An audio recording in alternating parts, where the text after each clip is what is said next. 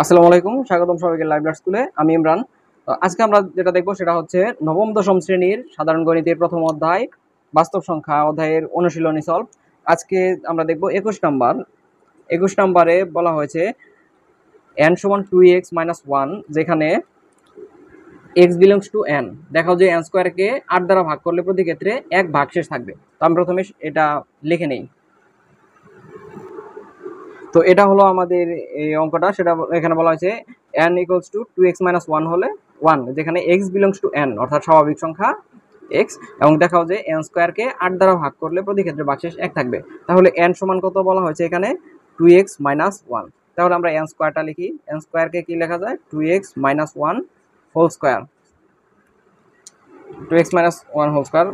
তো এইখান থেকে আমরা আবার লিখতে পারি n স্কোয়ার, আচ্ছা এটা বারবার লিখতে হবে না, এটা সমান লিখতে পারি 2x হোল স্কয়ার, অর্থাৎ a মাইনাস b হোল স্কয়ারের সূত্র square minus 2ab plus b square. এটাকে লিখবো, এখানে কত আসে 4x square minus 4x plus কত 1।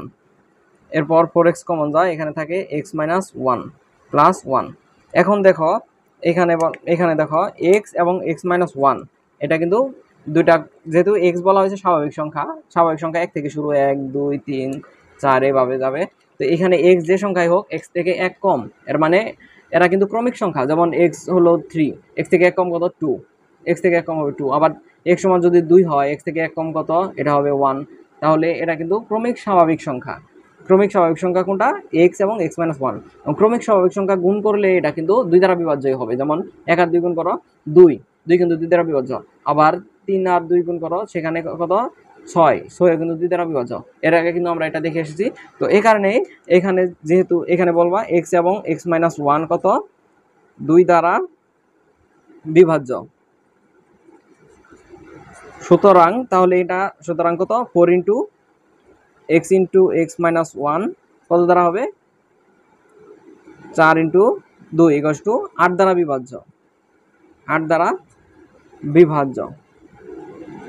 অতএব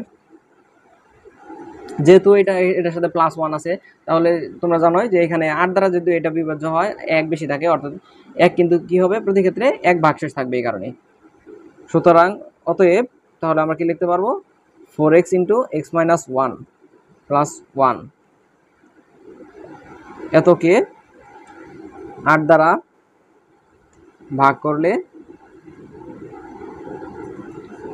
1 অবশিষ্ট থাকবে, 1 অবশিষ্ট থাকবে।